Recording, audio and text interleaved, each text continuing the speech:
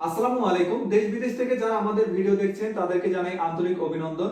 আজকে আমরা ফ্রিজের কম্প্রেসারের সাইজ সম্পর্কে জানবো। ফ্রিজের কম্প্রেসারের সাইজগুলো কিরকম হয়, 14, 15, 16, 17 এরকম। তো এই যে 14, 15, 16 এই জিনিসটা আসলে কি, বা এগুলো কোনটা বড় কোনটা ছোট এবং কোনটা কত ওয়াট সেটা আজকে আমরা জানবো। তো আমাদের ফ্রিজের কম্প্রেসারের সাইজগুলো কিরকম, 13, 14, 15, 16। তো এই 13, 14, 15, 16 হচ্ছে হর্স পাওয়ার। এগুলো হচ্ছে 13 horse power, 14 horse power, 15 horse power এবং 16 হর্স পাওয়ার। তো আমাদেরকে সর্বপ্রথম এই হর্স পাওয়ারটা কি এটা আগে জানতে হবে। তো 1 হর্স পাওয়ার, 1 হর্স পাওয়ার সমান 746 ওয়াট। তো যদি 1 হর্স পাওয়ার সমান 746 ওয়াট হয়, তাহলে আমাদের যখন 13 হর্স পাওয়ার আসে, এটা হচ্ছে 1 হর্স পাওয়ারের 3 ভাগের 1 ভাগ। তাহলে 1 হর্স পাওয়ার সমান কত, 746 ওয়াট। এর 3 ভাগের 1 ভাগ দিলে আমাদেরকে এটা ভাগ 3। তাহলে আমরা এখন ক্যালকুলেশন করে দেখি যে এই 746 ওয়াটের 3 ভাগ কত হয়।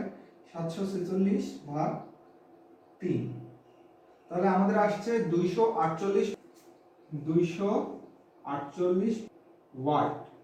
তাহলে 13 হর্স পাওয়ারের যে কম্প্রেসরটা, এটা হচ্ছে 248 ওয়াট।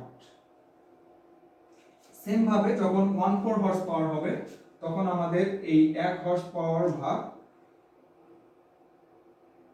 4 দিতে হবে। 1 হর্স পাওয়ারে 4 ভাগের 1 ভাগ।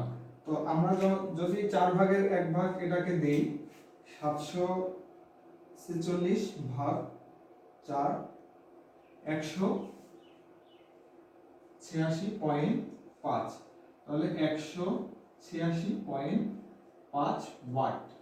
এরপর 15 এ যদি আমরা দেখি, তাহলে 746 ভাগ 5, 149.2 ওয়াট। এরপর 16 হর্স পাওয়ার যদি আমরা দেই, 746 ভাগ 6, তাহলে আসে 124 ওয়াট। তো আমরা এভাবে 13, 14, 15, 16 এগুলো কোনটা কত ওয়াট আমরা এভাবে বের করে নিতে পারবো। তাহলে এখানে আমরা কি দেখলাম, 13 সমান 248 ওয়াট। তার মানে এখানে সবথেকে বড় কম্প্রেসর কোনটি, এই 13। কারণ এখানে 1 হর্স পাওয়ারের 3 ভাগের 1 ভাগ, এবং সবথেকে ছোট কম্প্রেসর হচ্ছে 16, কারণ এখানে 1 হর্স পাওয়ারের 6 ভাগের 1 ভাগ, তাই এটা হচ্ছে 124 ওয়াট। তো এভাবে আমরা ফ্রিজের কম্প্রেসরের সাইজ দেখে কোনটা কত ওয়াট আমরা বের করতে পারবো, এবং কোন সাইজটা বড় কোন সাইজটা ছোট আমরা সহজে বুঝতে পারবো। তো ধন্যবাদ পুরো ভিডিওটি মনোযোগ সহকারে দেখার জন্য।